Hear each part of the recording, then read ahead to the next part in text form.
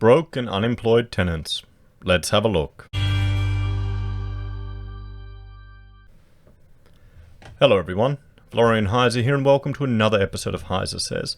Finishing off my stein of coffee, and I thought we'd have a look at this article from Zero Edge, discussing someone asking advice on how to deal, or landlord asking for advice on how to deal with a broke and unemployed tenant. I thought this would be quite entertaining. He sits at home smoking weed. I mean, there you go. I think we're all familiar with people like this one way or another. But back before the days of social justice, and this is written by Tyler Durden, and the pandemic, when you had a tenant that didn't pay the rent, the consequences were simple. You would evict them. Yeah, well, we're not in that world anymore, are we? We're in clown world here. We're in a world where people think, where people think putting 10 applications in for a job is a traumatic experience. It's going to affect their whole life. That's going to stay with me for a while, to be honest. But nowadays, where everyone is criticized, shamed on, the social justice world, for being insensitive about everything, and feelings matter more than facts, bloody hell they do, and certainly more than our economy, one landlord felt so sufficiently confused about what to do with his deadbeat tenant, he had written to Market Watch's moneyist column for advice. I've rented a house behind my own home to someone in the services industry who is out of a job because of the pandemic and he can't pay the full rent, the letter says. Then he talks about how he is slaving away, hustling to handle his own personal financial situation while handing a pass to his tenant, ostensibly because he feels guilty. I'm fortunate enough to still have a job, but I'm heavily in debt with student loans, my mortgage and other bills. I work very hard, including early and late hours and weekends. I've referred my tenant to companies hiring during the pandemic, but he isn't interested or says the pay is too low. Some people need to be humbled, guys. Your job may not magically come right back. Here, we're not getting that V-shaped recovery.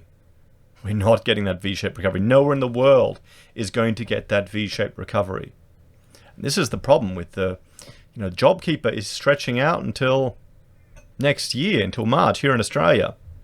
How many zombie companies is that going to be kept alive? How many people is that going to give false hope that their jobs are still going to exist? If you're in that situation, prepare now for it not coming back. Plan for the worst. Prepare, train, educate, look at other opportunities. Try and create something out of nothing. Do what you can. But, there's going to be some people that are a little too proud. The landlord then notes that no matter what type of help he has offered his tenant, he just always smokes weed. Well, don't cast your pearls before swine, people. There's ancient knowledge that we seem to have forgotten, at least the majority of our civilization has forgotten. Sometimes you can't help people. They need to help themselves. Honestly, you need to be cruel to be kind. You need to be tough. Maybe he needs to kick him out on his ass so this guy actually steps up and realizes. Instead, he is hanging out with friends or his girlfriend and always smokes weed. He tells me I should forgive or discount the rent. It should be noted that he is already getting a discount since the rent is well below market price. So this landlord is too soft. I mean, I could kind of see people doing this for their kids. And then spoiling them. But for a stranger just smoke. See, this is the problem with pot, guys. This is the problem with it. I mean, you can become a lazy bastard on it. That's the thing. Not necessarily all the time, but that's the risk. Somehow I think it's worse than some of the harder stuff. Finally, he offers up an important and castrated sounding solution, stuck somewhere between actually doing the right thing and kicking the tenant out on his ass, and the perceived right thing, which is to let the tenant live there for free and hope the Fed's money printer will pay everybody's bills going forward. Well, yeah, that's right. Part of me doesn't want to give him a discount since I work so hard and long hours, and he just hangs around being picky about work. Is that wrong of me? What should I do? I kind of feel sorry. I mean, is this real? This can't be real, guys. It's Zero Hedge. But then again, it's Zero Hedge has got a lot of real stuff, usually before anyone else. I mean, this is stock footage. Oh no, isn't that's that guy? I recognize him somewhere. So, to which the moneyist replies. Okay, let's see what is the moneyist reply.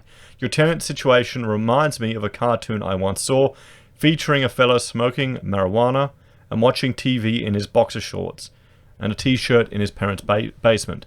The caption went something like this: smoking weed has never done me any harm. There you go. The next box was the exact same image, except it was 20 years later and the caption read, smoking weed has never done me any harm. But the columnist then reminds the landlord that several major cities across the US have either issued temporary bans on evictions or are considering them as the pandemic outbreaks unfolded. Essentially reminding him that his hands could be tied and that, in addition to bearing the brunt of the virus and his own debt load, he now has to bear the economic burden for his deadbeat tenant. Welcome to socialism, everyone. Welcome to socialism.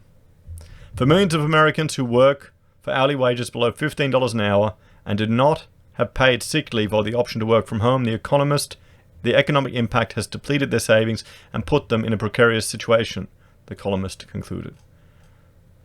Okay, there you go. I mean, seriously, cost of living are a lot lower. You can buy a house for a lot less in the States than over here. Significantly less than over here. There's a lot of opportunities over there. You know, there's a whole, just the scale of their economy and the market. If you make an app here and it goes big, in Australia, what do you got, 20 million people? If you do it in the US, how many hundreds of millions over there? What, 300 million? With change? There's a reason why when we were working with Lorna Jane, they were pushing to get into the American market. Everyone wants to get into the American market. It's a real market, guys. We're a little baby market here. But in the chance the landlord is reading this article, let us offer you the advice you should have gotten already but didn't. Tell your tenant to get a job and pay the rent, or prepare to pack his shit and leave.